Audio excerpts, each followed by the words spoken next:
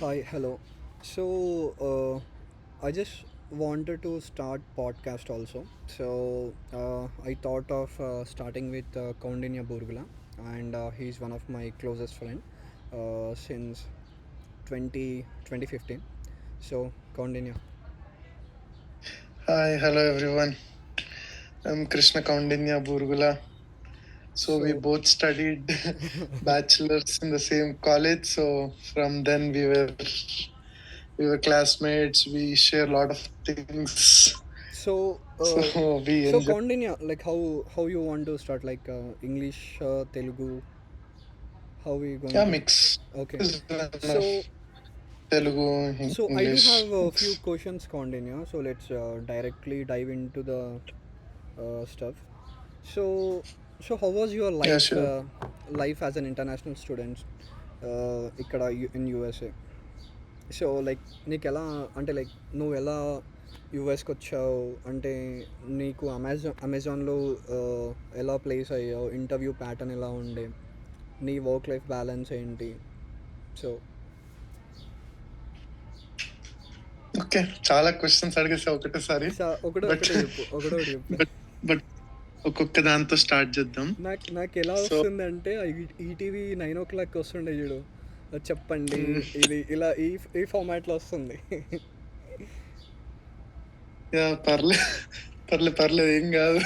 First informal గా podcast ఉన్న కదా, టాక్ ఏం కాదులే. ఫస్ట్ పాడ్కాస్ట్ కదా, అలా వచ్చేస్తుంది. కొంచెం కంఫర్టబుల్ అయ్యేసరికి నేను వచ్చేస్తా. చెప్పు. ఓకే, సో అదే ఏమంటారు, as an international student life ఎలా ఉందంటే, నేను బేసిక్ గా కోవిడ్ అంటే నేను 2020 డిసెంబర్, నేను 2019 లో పాస్ అవుట్ అయ్యాను. సో దాని తర్వాత నీకు తెలుసు 2019 లో పాస్ అవుట్ అయ్యాను. సో అప్పటి నుంచి వెళ్దాం అని అనుకున్నాను. అంటే యుఎస్ వెళ్ళాలి ఒకసారి, కొంచెం అక్కడ ఎక్స్ప్లోర్ చేసి రావాలి. కొన్ని ఇయర్స్ అక్కడ ఉంటే కొంచెం లైఫ్ గ్రోత్ బాగుంటది, కొంచెం ఇంటర్నేషనల్ ఎక్స్పోజర్ వస్తుంది అని అనుకొని ముందు నుంచి ఫ్రెండ్స్ ఇంకా అంత అవసరం లేదురా ఎందుకులే అన్నా కానీ కొంచెం వెళ్తా వెళ్తా అన్న దాంట్లో ఆ థాట్ లోనే ఉండే. సో అట్లని ఒక జాబ్ వచ్చినా గానీ ఏంటంటే బాండ్ ఉండే అది. సో బాండ్ అవన్నీ 2.5 years బాండ్ అవన్నీ పెట్టుకొని ఉండడం ఇంట్రెస్ట్ లేకుండే. సో వెళ్ళిపోదాం అనే థాట్ లోనే నేను ఆ పేపర్ వర్క్ అంతా స్టార్ట్ చేశాను. యుఎస్ కి తెలిసిందే కదా, చాలా చాలా మంత్స్ పడుతుంది పేపర్ వర్క్ అదంతా అవ్వడం, జిఆర్ఈ రాయడం, ఐఎల్స్ రాయడం ట్రెడిషనల్ గా. సో నేను జాన్ 2020కి వెళ్దామని అనుకున్నాను. అది కాస్త జాన్ ఇంటెక్ చిన్నది, స్ప్రింగ్ ఫాల్ ఇంటెక్ పెద్దది అని అట్లా అదొకటి చెప్తూ ఉంటారు కదా ఇండియాలో. సో ఫాల్ కొద్దాంలే అన్నట్టు ఫాల్ కి అప్లై చేసుకోవడం స్టార్ట్ చేశాను. ఫాల్ 2020, సో అంటే ఆగస్ట్ లో అలా వస్తాం. బట్ అది కాస్త ఏమైందంటే కోవిడ్ రావడం వల్ల అది కాస్త డిసెంబర్ కి డిఫర్ చేసుకున్నాను. అడ్మిషన్ వచ్చింది, 4 యూనివర్సిటీస్ అప్లై చేశాను, 3 యూనివర్సిటీస్ వచ్చింది అడ్మిషన్. సో ఇంకా యూనివర్సిటీ ఆఫ్ మిషిగన్ డియర్బోర్న్ నేను చూస్ చేసుకుని. సో ఇంకా దాని త్రూ అలా ఏమంటారు అంత ఇంకా నెక్స్ట్ స్టార్ట్ అయింది. లాస్ట్ కి డిసెంబర్ 27th 2020లో అడుగు పెట్టాను. సో అడుగు పెట్టడమే ఫ్లైట్ మిస్ అయ్యాను. చాలా చాలా పెద్ద సో పెద్ద జరిగాయి. అది కొంచెం ఇంట్రెస్టింగ్ ఉంటుంది. కొంచెం అది డీటెయిల్గా చెప్పుకోండి, అంటే ఎట్లా మిస్ అయినాం, ఫ్లైట్ ఎట్లా ఏమేమి అయింది. అదే బేసిక్ ఏమైందంటే, నేను అక్కడి నుంచి స్టార్ట్ అయ్యి వచ్చాను, హైదరాబాద్ లో ఎక్కాను. నా జేఎఫ్కే ఏమంటారు ఫస్ట్ ఢిల్లీ ఎయిర్ ఇండియా ఉండే కదా అప్పుడు. So Hyderabad to Delhi, Delhi to JFK, JFK to Detroit. So నేను ఏమంటారు నాకు 1.5 hour 2 hours ఏదో లే ఓవర్ ఉండే అంతే జేఎఫ్కే టు డెట్రాయిట్కి వచ్చేది.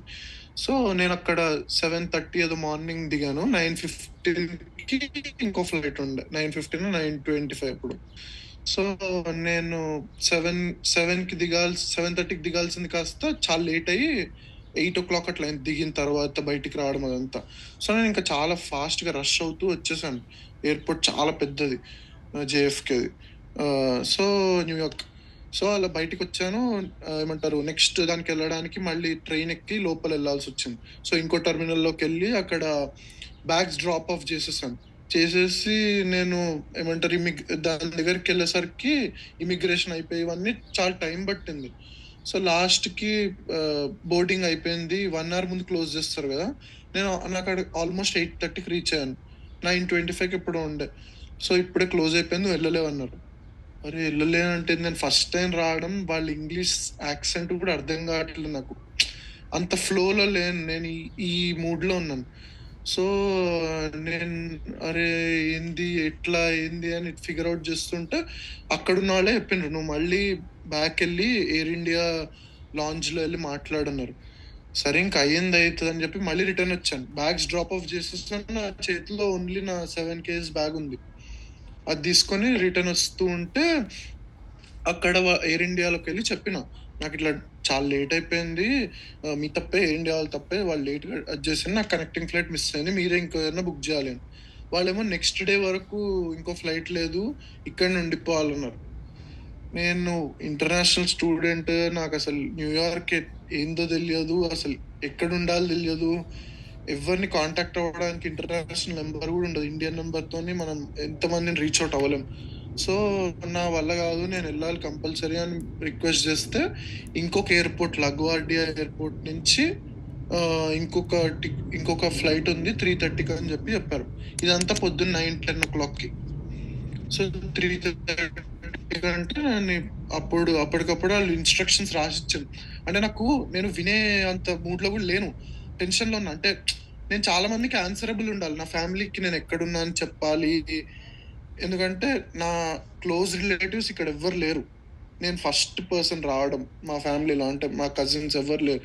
సో నేను అందరు నన్నేమో రీచ్ అవుట్ అయ్యి ఏమైంది, వెళ్ళినావా లేదా అంత అడుగుతుంటే నాకు ఇంకా వాళ్ళకి ఎట్లా చెప్పలేను.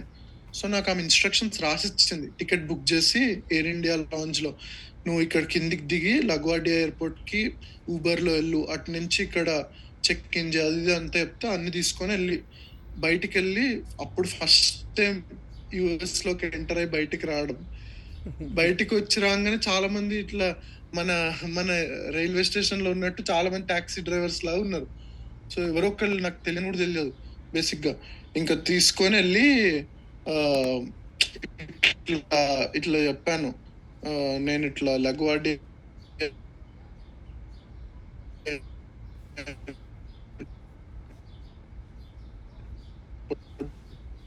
వెళ్ళాలని. నాకు అసలు $60 అన్నాడు. సో $60కి వెళ్ళిన తర్వాత ఒక టికెట్ ఇచ్చాడు. సో అన్ని తీసుకొని వెళ్ళి లాస్ట్కి ఫ్లైట్ ఎక్కే ముందు మా పేరెంట్స్కి చెప్పిన, ఇట్లా నాది ఇట్లా అయింది అంటే, సరేలే అని చెప్పి, నా దగ్గర ఫుడ్ ఏం లేదు, అక్కడ ఏం ఫుడ్ తినాలో తెలియదు.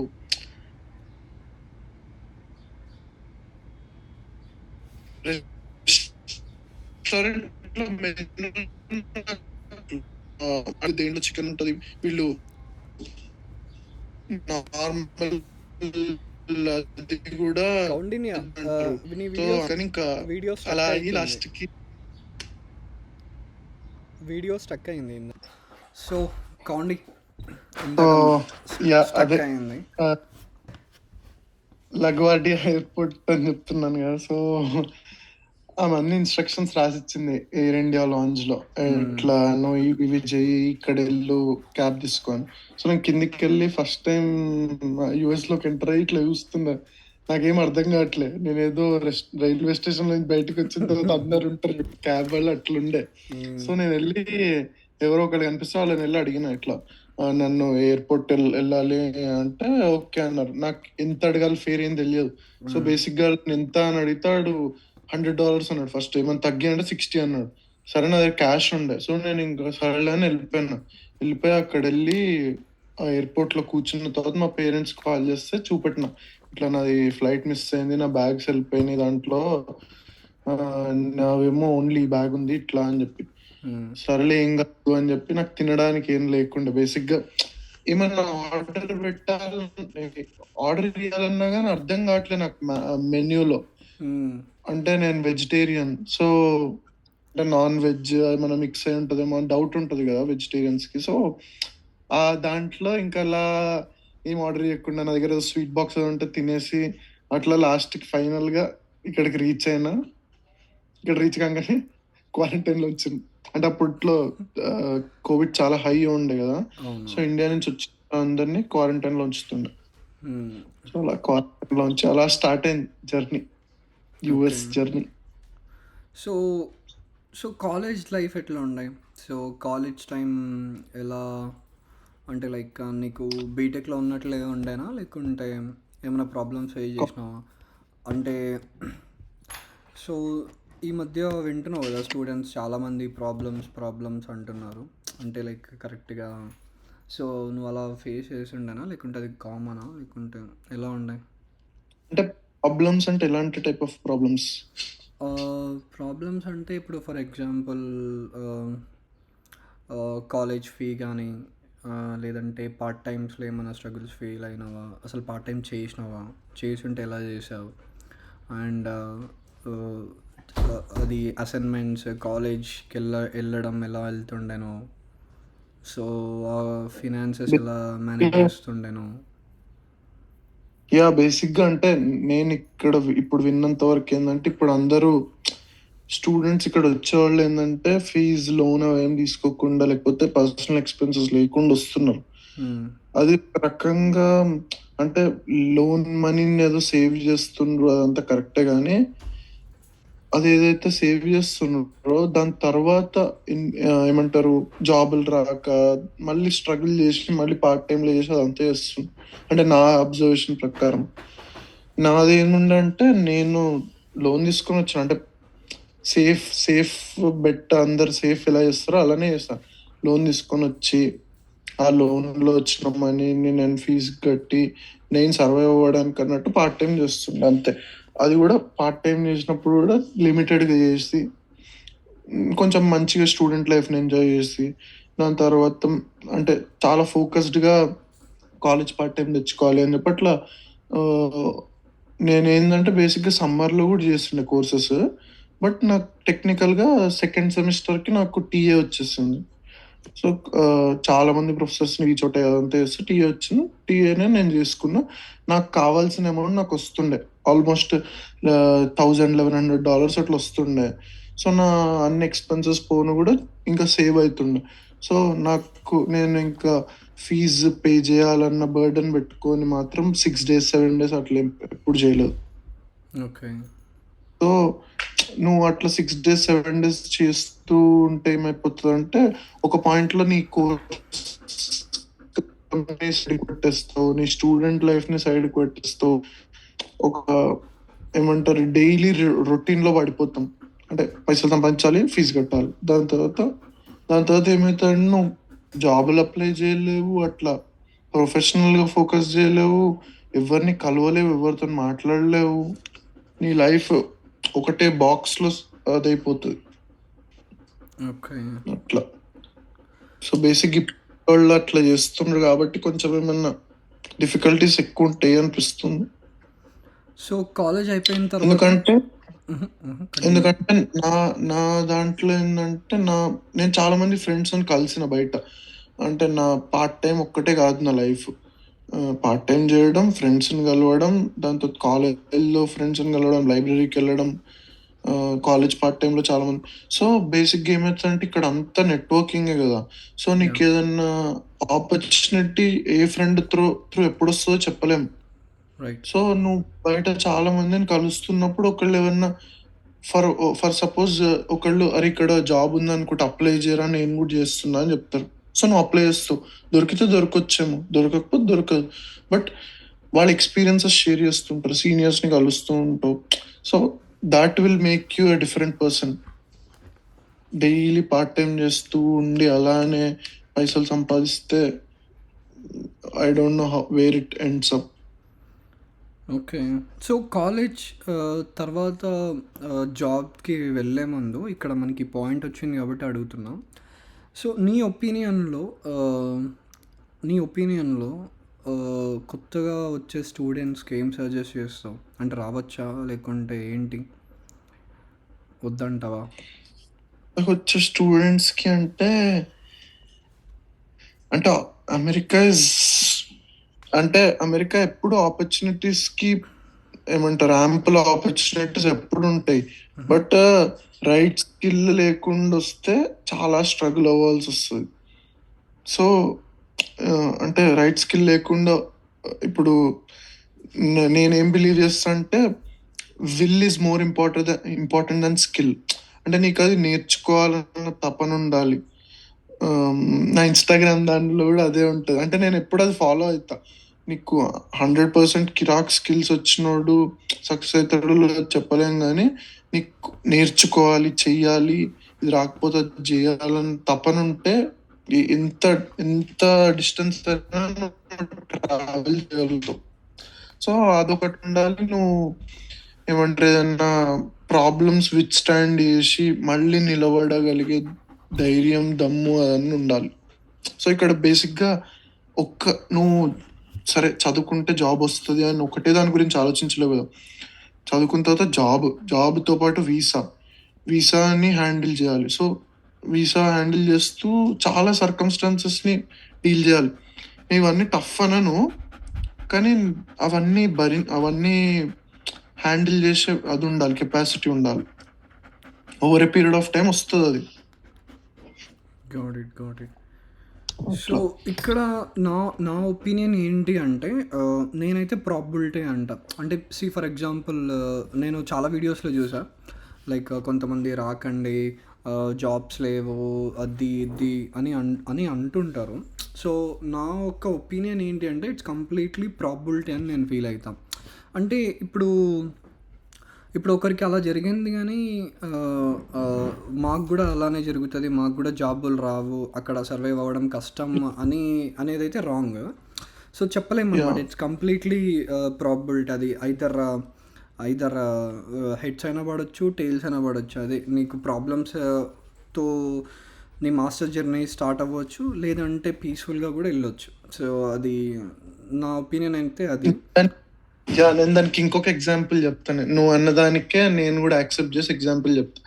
ఏంటంటే నాది అంటే ఫాస్ట్ ఫార్వర్డ్ చేస్తే నాది అమెజాన్లో లే ఆఫ్ అయింది. దాని తర్వాత జాబ్స్ లేకుండే అసలు మార్కెట్లో.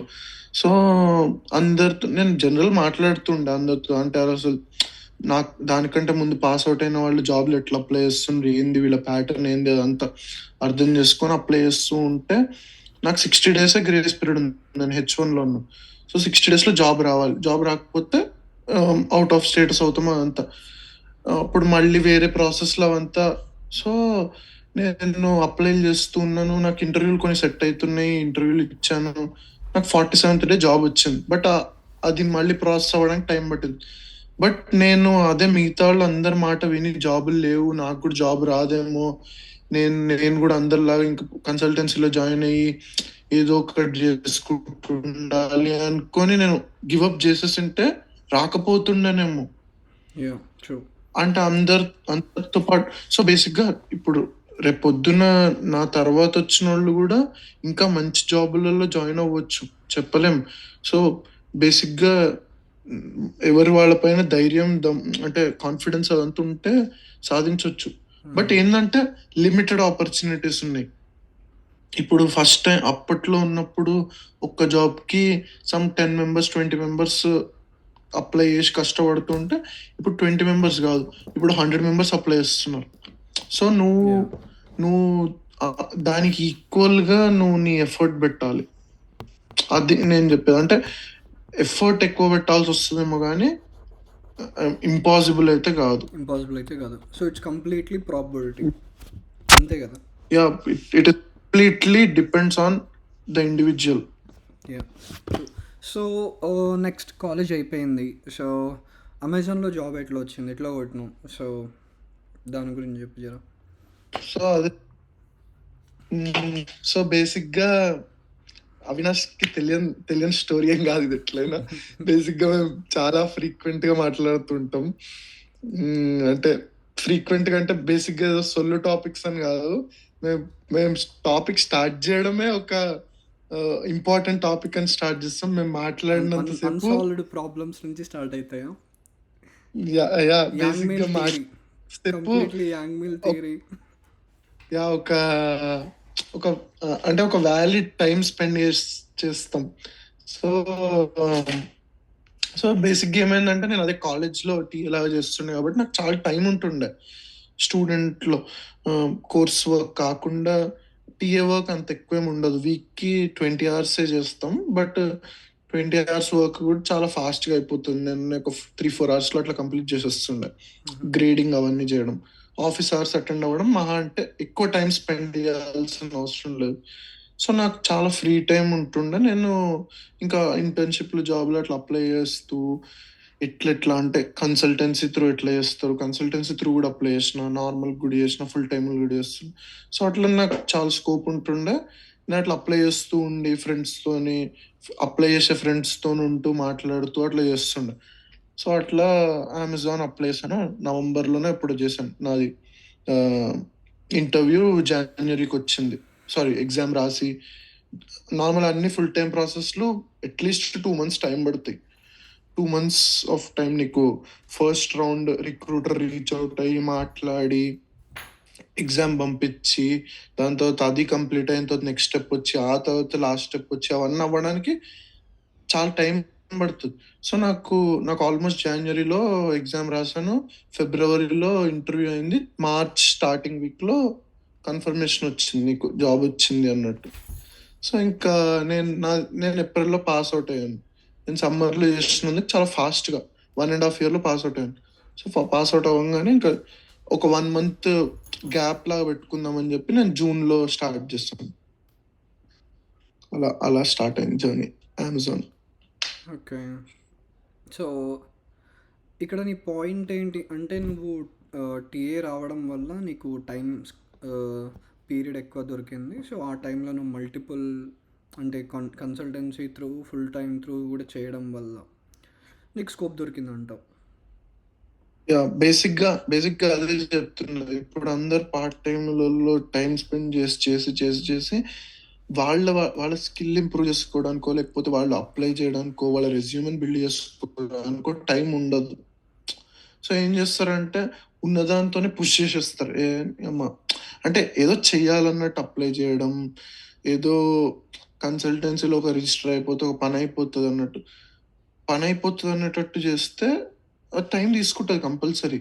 నువ్వు ఫోకస్డ్గా ఓ పర్టికులర్ జాబ్కి దానికి తగ్గట్టుగా స్కిల్ సెట్ అదంతా చూపిస్తే ఛాన్సెస్ ఆఫ్ షార్ట్ లిస్టింగ్ ఎక్కువ ఉంటుంది. సో అదే నేను చెప్పేది. నువ్వు మెయిల్ రీచ్ అవుట్ అయ్యే మెయిల్స్ ఏదైనా కానీ నీకు కొంచెం టైం తీసుకొని నువ్వు ప్రాపర్గా చేస్తే వేరేలాగా ఉంటుంది. ఏదో ర్యాండమ్గా పంపించేస్తావు అనుకో, 100 మెంబర్స్కి పంపించినట్టు పిక్కింగ్ అప్ చాలా తక్కువ ఉంటుంది. సో నేను నా కేసులో టీఏ ఉండడం వల్ల నేను ఎక్కువసేపు కూర్చునే ఛాన్స్ దొరికింది. కూర్చొని ఇలా కాకపోతే ఇలా చేయొచ్చు, ట్రయల్ అండ్ ఎర్రర్ ఇక్కడ ఎట్లయినా. ఇప్పుడు నాలాగా చేస్తే ఇంకొకళ్ళు పక్క సక్సీడ్ అవుతారని లేదు. సో ఇట్లా చేసి కాకపోతే ఇంకొకలాగా ట్రై చేయడం, ఇంకోలాగా ట్రై చేయడం. సో బేసిక్గా అలా చేస్తే హిట్ అవుతుంది, ఏదో ఒక పాయింట్లో హిట్ అవుతుంది. సో అది నా పాయింట్. Got it. సో ఎలా ఉండే అప్పుడు అమెజాన్లో లైక్ వర్క్, నీ పర్సనల్ లైఫ్? బేసిక్గా అందరూ ఏమంటారంటే అమెజాన్ అంటే వర్క్ కల్చర్ చాలా ఏమంటారు చాలా ఎక్కువ ఉంటుంది వర్క్ అని. బట్ నాకేమనిపించింది అంటే పాజిటివ్గా తీసుకుంటే నేను మిషిగన్లో ఉంటుండే, మిషిగన్ నుంచి సియాటల్ మూవ్ అయ్యాను, ప్లేస్ మారింది, జాబ్ అంటే Amazon one of the top కంపెనీస్లో చేయడం కొంచెం చాలా ఎక్సైట్మెంట్తోనే అలా ఉంటుండే. బట్ వర్క్ స్టార్ట్ చేసిన తర్వాత నేర్చుకునే స్కోప్ ఇట్లా లెర్నింగ్ కర్వ్ అంటే చాలా ఎక్కువ ఉంటుంది. నీకు ఎంత వచ్చినా కానీ అక్కడ వెళ్ళిన తర్వాత చాలా నేర్చుకునేది ఉంటుంది. క్లౌడ్ నేర్చుకోవచ్చు, ఏడబ్ల్యూఎస్, దాని తర్వాత కొత్త కొత్త ప్రోగ్రామింగ్ లాంగ్వేజ్, టైప్ స్క్రిప్ట్, ఏమంటారు, నేను ఒక్కొక్కసారి ఒక్కొక్క ప్రోగ్రామింగ్ లాంగ్వేజ్ మీద వర్క్ చేసిన. సో దానివల్ల ఏమవుతుందంటే నువ్వు సెటిల్డ్ అయిపోయి ఉండవు. అంటే నీ వర్క్ కొన్ని రోజులు అవ్వగానే ఏమవుతుందంటే సేమ్ కైండ్ ఆఫ్ వర్క్ వస్తూ ఉంటుంది. దానివల్ల ఏమవుతుంది, మనకి ఆ వర్క్ చేసేసి పక్కన పడేస్తాం, అయిపోతుంది. బట్ ఇక్కడ అట్లా కాదు, కొత్త వర్క్ రావడం వల్ల అది మారుతూ ఉంటుంది. ఏమంటారు, నువ్వు ఎలా వర్క్ చేయాలి, నీ స్టాండర్డ్స్ ఏంది, కొత్త కొత్త ఇంప్రూవ్ అవుతూ ఉంటాయి ప్రతిసారి.